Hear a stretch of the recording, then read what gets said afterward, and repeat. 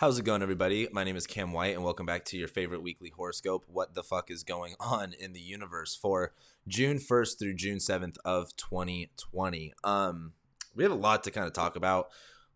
Before we do begin, I just wanted to, I haven't been here in a couple weeks, so thank you guys for being here. If you are watching, I kind of had a lot of personal stuff happen in my life that, kind of forced me to take some time away from doing videos.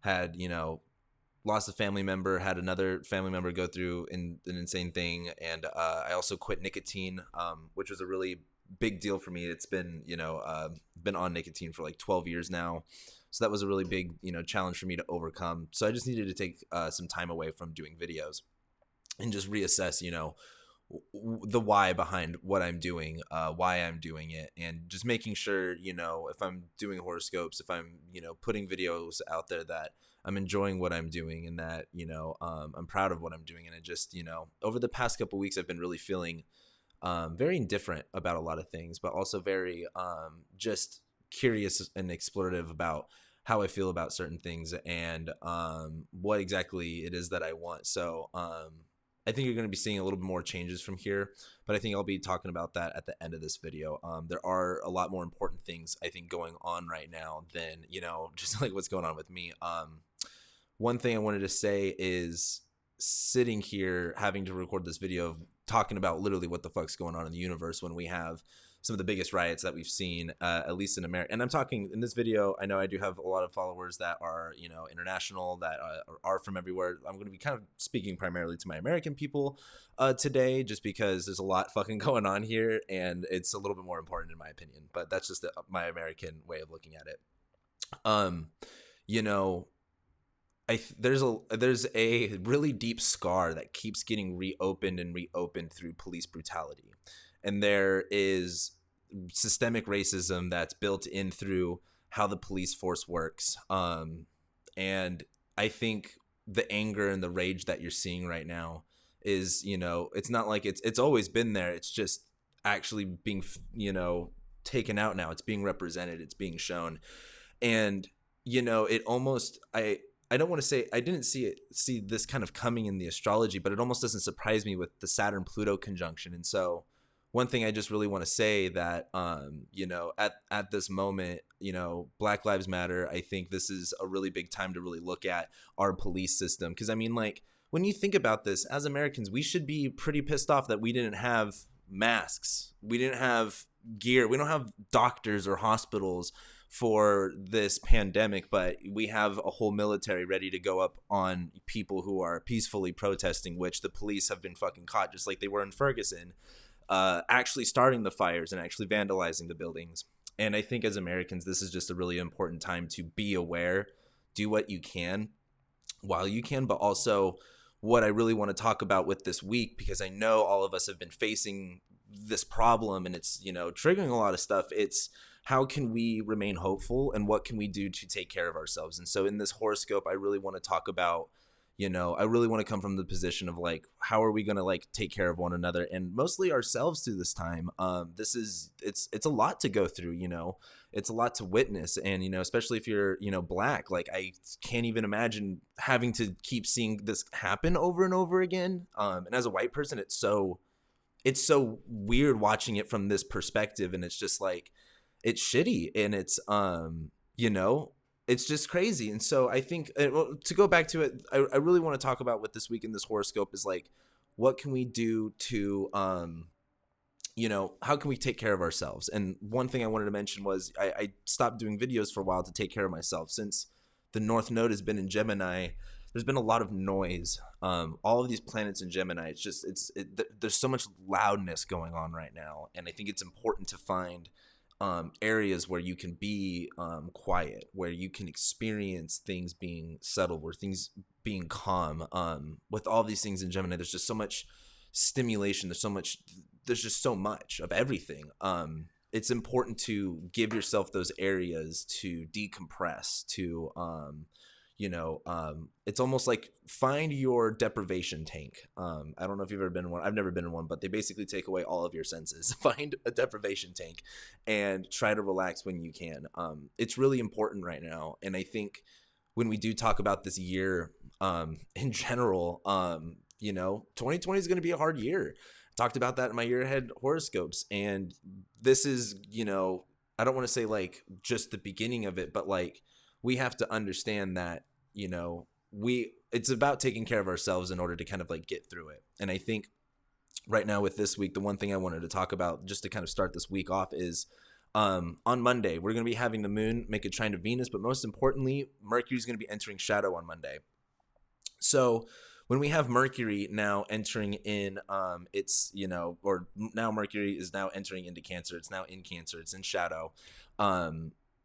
When we talk about what we communicate, what needs to be said, when we talk about how we're saying things, how are we addressing that? And basically as Mercury goes into shadow, this is where what we say, how we say it, start paying attention because it's going to come back up in the next couple of weeks. And I think this Mercury retrograde is going to be kind of important just because it's one of the more singular things that are happening until at the moment, because Venus will go direct here soon, Mars will square all of it, but Mercury is just kind of like doing its own thing. Pay a little bit of attention to it.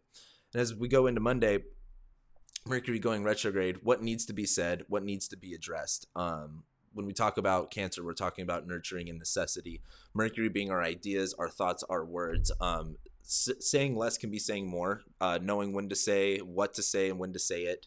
As well as being, when we do speak, know that there are certain tones that need to be used in order to convey a message that we want to convey, in order to sympathize or empathize the way that we want to, or the way that we need to in any moment.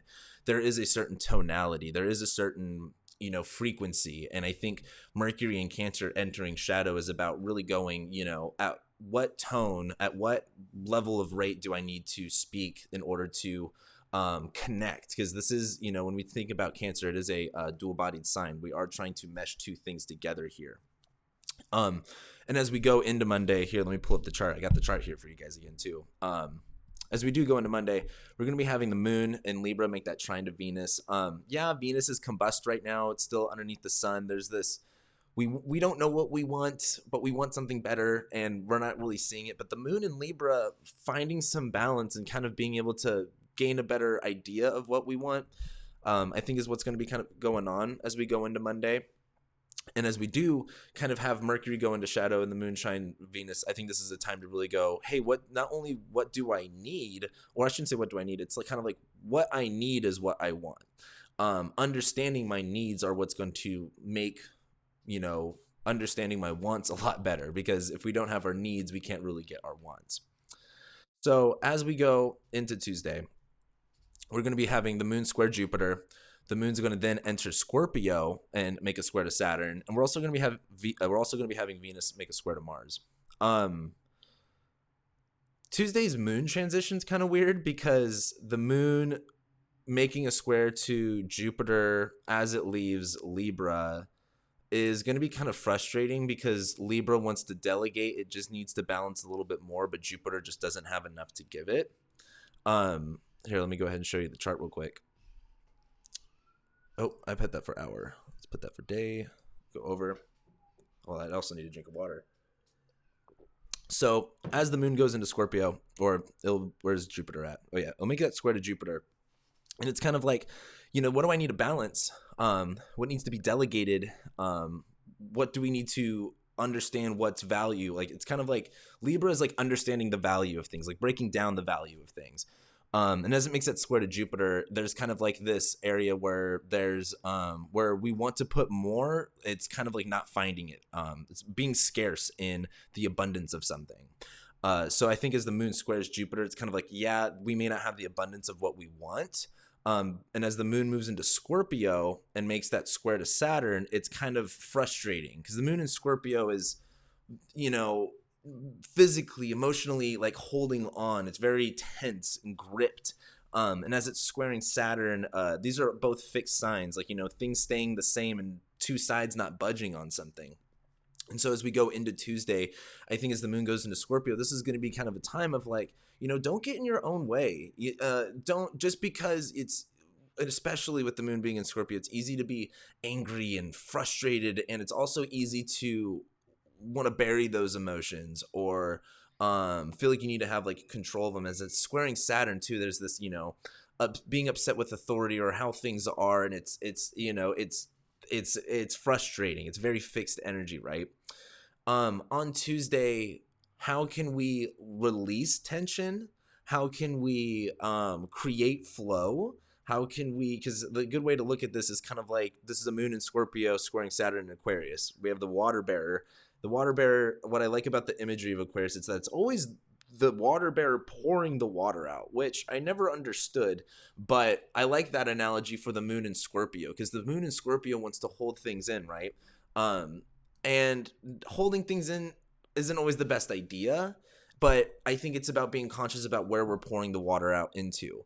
And so as the moon squares Saturn, don't pour water, don't pour gray and dirty, crappy water onto things that don't need gray and dirty, crappy water. You know what I mean? Put the clean water there, or just know where you're channeling your energy, know where it's going into, and just let it not get in the way of too much. On Tuesday as well, we are going to be having Venus square Mars. And, this is going to be kind of frustrating too, because Mars is in Pisces right now. And, I haven't been here in a few weeks, so I haven't actually got to like talk a lot about all of the transits that were going on. But as Mars is squaring Venus, there's this, tension in the way. There's this Mars in Pisces not knowing what to do, not being clear, having to take things one step at a time, conjoining Neptune. So it's not really sure if this is the right answer or not. And you have Venus and Gemini going like, well, it's like each step you take, it's like not the right thing. Like, I was talking to a friend about it's kind of like looking for a flavor that you've had before, but you can't find that flavor of, whatever it is that you're looking for. And every time you try it, it's just not the same. It's not tasting the same. And so there's this, tension with, sorry, I thought I heard something. There's this tension with what we're doing and I guess what we're experiencing and what we're getting out of it. And as Mars squares Venus, there's this point where we get to this point where we're starting to realize like, this isn't it. This isn't what we like. And we're eventually going to be having Venus Cazimi this week, which I'll talk about. But I think as we get to the Mars square Venus point, we go, this isn't the flavor that we want. I don't like this. There needs to be like, am I reading the rules? It's like reading, it's like building a piece of IKEA furniture, and you're looking at it like, am I reading the instructions right? Did I do this correctly? And I think as Mars is in the superior position, this isn't about knowing how to get out of the situation. This is Venus retrograde. Like, we're not really sure what we want out of this situation. And Mars is in Pisces right now in that superior position. Like, I mean, look at it.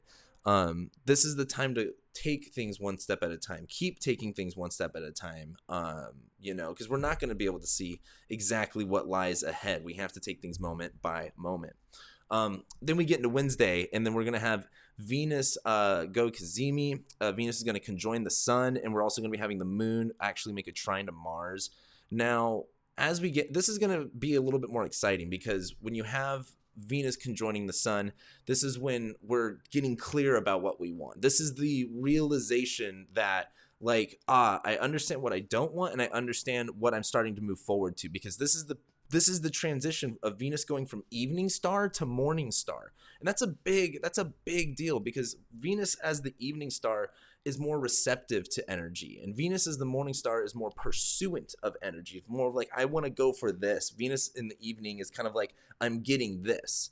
And so as we make this transition to this point, it's kind of like going, I understand that what I was receiving I didn't like. And as Venus is retrograde, it's more of that. As Venus goes Cazimi and goes into conjoins the sun and starts to go into the morning star, it's like, now I'm starting to understand though what it is I do want, and what it is I am going for, what it is that is stimulating me in the more positive and the more healthy areas, and the ways that make me that get me excited again. And so as we go into Wednesday, I think that's good. I think it's a day to be excited about, especially whatever house, Gemini rules in your chart. But also if we go back to the chart, Moon's going to be trining Mars. So there's this ambition. There's this, yes, I'm feeling this way. So I'm going to, because I feel this way, I feel energized to act on something with that. So there's this realization and immediate action with it. So I think that's really exciting if you've been sitting stagnant, or if you've been sitting, kind of idle, not really sure what to do next. I feel like this is going to be a really good time to go like, okay, I know what I can at least do now. Now, as we do move forward into Thursday, we're going to be having Mercury make a sextile to Uranus, which, by the way, is going to happen multiple times. Mercury will retrograde, make a sextile to Uranus again, then go direct, make another sextile to Uranus, which is really interesting in my opinion. It's like the only real aspect Mercury is making during this retrograde, which, I mean, it's not bad, but a sextile from Uranus, it's kind of like Uranus can be unpredictable, but with a sextile, it's like maybe it's a little tiny unpredictable, or maybe it's a little bit erratic, but like nothing too crazy. But also on Thursday, we're going to be having the moon move into Sagittarius, make that sextile to Saturn. And so as Mercury sextiles Uranus, it's kind of like, like I said, Mercury's communicating, thinking, speaking. It's in Cancer. What do we need? What needs to be nourished? What is of necessity? What matters the most? And as it sextiles Uranus, Uranus is here going like, hey, I have, like this could happen at any moment. That could happen at any moment. The way that we're finding foundation, the way that we are solidifying ourselves, it's different. It's unique. It's unpredictable. So we have to find new ways to find a grounded, center to put ourselves in. And Mercury is kind of like, oh, hey, now that I'm thinking more in this line of thought, this is starting to make more sense. So it's like as Mercury goes into Cancer, and we're like, all right, this is what I need. This is what needs to be nurtured. Uranus and Taurus is like, hey, here's a new way to find some stability. Here's a new and exciting way to find some type of stable ground.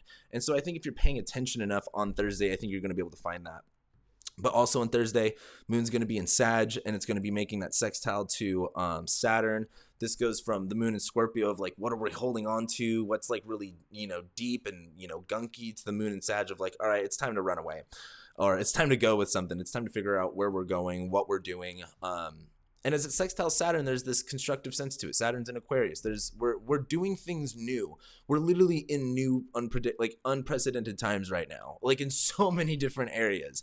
This Moon in Sag is like, philosophically, what can we do? Like when we talk about something new, is it philosophical? Is it moral? Where is this eventually going to take us? That's what the Moon in Sag is asking. Is that sextile Saturn, there's this, like, if this is what you believe, if this is what you're excited about, and this is what you want to go for, Saturn is like, if you can do this in a new and innovative way that actually works, that has some stable ground, that has some structure to it, has some substance to it, like Saturn wants you to, then it will work. And Saturn is going to encourage that type of stuff. And I think that's exciting because what's kind of interesting, though, is as we have the moon going into Sag, look what's going to happen. We're about to have the eclipse. So let's go ahead. Hold on. Let me pull up this. Oh, am I frozen?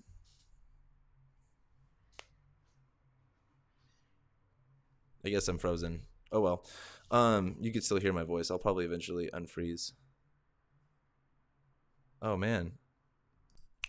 I'm back. My camera died. So anyway, what I wanted to say was, if we look at the chart, the moon just moved into Sagittarius, and we're about to have the eclipse. So if we go into Friday, we're going to be having the eclipse at 15 degrees Sagittarius in Gemini. And it's just so happened, it's going to be squaring Mars at 15 Pisces. So let's look at this. This eclipse is pretty wild. I mean, Mars is literally smack dab in the middle of it. And so there's this sense of the moon in Sag. I need to use my arms for this one. So there's the sense of the moon in Sag wanting to go. This is how we idealistically want to see things. Mind you, this is where the South Node just entered. This is what we're wanting to release. This is kind of the past. This is kind of not where we're heading. We're not really going in this direction. That's a fine direction, but we're not going that way. The moon in Sag is becoming full, right? like this is where the light is coming in. So where I like, you know, the Sagittarius, idealism, opportunity, optimism, belief, spirituality. There's all of these things being highlighted of what do we want? What can we envision? What can we believe? But also realizing what do we need to let go in that? What idealism do we need to move away from? And there's all of this stuff in Gemini. There's all of this new information in Gemini happening. And we have the North Node there. This is what we're hungry for. This is where we're going. And, you know, I don't like using the nodes as malefic or benefic. I do kind of like using them though as kind of like a reference of knowing like where to find a good equilibrium. And with the North Node in Gemini, all of this new information, it's so easy to just consume and get into it. And, you know, like, oh, this is how everything is now, and this is how we're going to be getting into the thing, and this is what we need to move away from. It's yes, it is that, but there's also a sense of like, and I'm just trying to bring Mars into the picture here, of Mars in the middle of Mars being in Pisces. I mean, it's 5 degrees from Neptune now. There's a sense of, rather than trying to go like, oh, this is, you know, what I believe versus this is what I'm understanding. Like, you don't have to be stuck in that dichotomy. Like, Mars in Pisces is kind of like, you know, how do we, like, I just heard this great quote the other day. You know, it was about like how, like, why in masculinity, like, why do you have to be a wolf or a sheep? Like, why not a shepherd? And I really liked that for like Mars in Pisces. It's kind of like, it's not about being, you know, Mars in this one way of like the wolf, or it's also not about Mars being bad. Like, it's like I think of a sheep like Mars and like Libra. No offense to you Mars and Libras out there, but just that, you know, dichotomy, that analogy. And Mars and Pisces, it's not about that. It's kind of like leading through a different energy, doing something in a different way, taking things one step at a time. Like when it comes to like, you know, I'm not a shepherd, but I can imagine that with a shepherd, you know, you take things one step at a time. You lead your flock or your sheep one step at a time, essentially. And certain days they're going to do certain things according to the weather. Certain days they're going to do other things according to whatever else is going on. And so I think with Mars in the middle of this eclipse, there's, you know, if you're not sure with what to do, that's fine. I don't think you are going to be sure with what to do. But because of that, I think it's about taking in what we idealistically want, realizing that may not be the case. We can still hold on to those hopes and dreams, but going, what is the new information that is coming in? What direction is this train heading in? And with that squaring Mars, it's kind of like, you know, how do we combat this one step at a time? Or how do we take this on one thing at a time? You know, when let's say if you take a bunch of vitamin supplements in the morning, you don't take all, you know, 10 of them at once. You take one at a time. Otherwise, like, you'll choke or you'll die. So, Friday, expect Friday to be crazy for sure. Like, for sure. So it's going to be really important to, like I said in the beginning of this horoscope, like, just find areas to relax yourself and to take care of yourself, to make sure that you're good. Because again, like, and the reason I'm saying this is mostly because of the Mars retrograde coming up here in a couple months. It's going to be a very exhausting retrograde. I think a lot of people are like, oh, you're going to be really energized. And I just don't really see it. It sounds like a really tired retrograde to me. So try to just save your energy. But anyway, we go into Saturday. And on Saturday, the sun is going to make a square to Mars at 16 degrees.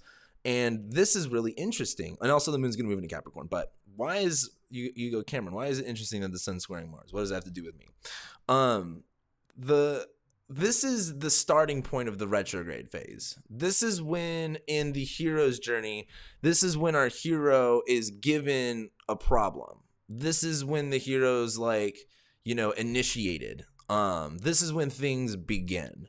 And so if, like, Mars is your time lord, if we look at what house Aries rules in your chart, this is where things are going to start to begin. So pay attention to this sun square Mars, because this is when, if we're going to talk about like a action movie, this is like the first 20 minutes of the movie. Like, we already understand who the good person is, why they're there, but then they get initiated. The thing happens. This is what that is. So wake up and pay attention to that one, because that's going to be kind of a big deal. And the moon's going to move into Capricorn. So things are just going to just turn a serious tone.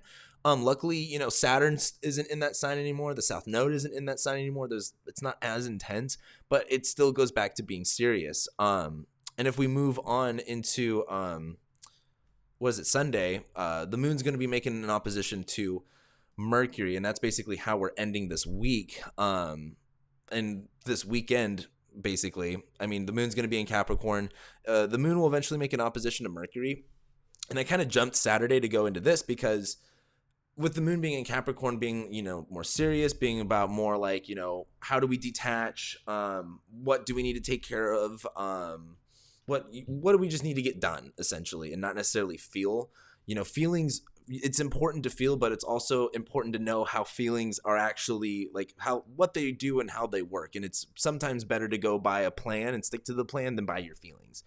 And as the moon goes through the Capricorn, but goes through Capricorn and opposes Mercury, it's asking that question of, is this necessary? Is this needed? It's kind of like, Cancer, like the Mercury in Cancer is kind of like, here's the idea, here's what this company needs, here's what this corporation needs. The moon in Capricorn is kind of like takes it to the actual CEOs, the bosses, and goes like, this is what what we found in our studies and that we should need, and is this what we should do, kind of thing.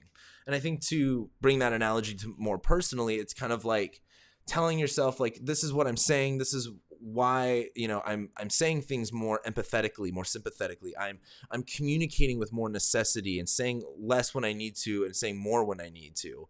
I'm saying what I need to say. And as the moon goes into Capricorn and opposes it, this is when it's going to come into play. This is kind of like, are you going to, the moon's in Capricorn. It's time to kind of get serious with stuff and not necessarily be emotionally driven with everything, but do what you have to do. And sometimes that means Mercury in Cancer, can't always, I like using the shell so much for Cancer because sometimes it's important to go into the shell and other times you need to get out of the shell. But the biggest thing to do is have the discernment between the two. It's like, Lord, what is that prayer that, God, I hated when my parents would tell me this, but I love it as an adult. It's, Lord, forgive me for the things I cannot change, the things I can change. I'm fucking chopping this up. Someone in the comments below, please feel like it's like I can't change shit, but if I can change it, please give me the power. But most importantly, please tell me the difference if I can change it or not. Just discernment's such a powerful tool of knowing what you can do and when you can do it. But that's basically this week. I'm not going to be going into the Monday anymore. I don't know why I did that, but that's basically this week, guys. What I did want to say was, now that I've got some time, I really wanted to talk about everything else first. And if you guys want to stick around for a minute, that's fine. A big reason I haven't been doing recordings either because I've been going through a lot of shit, but I've been waiting forever to get this microphone.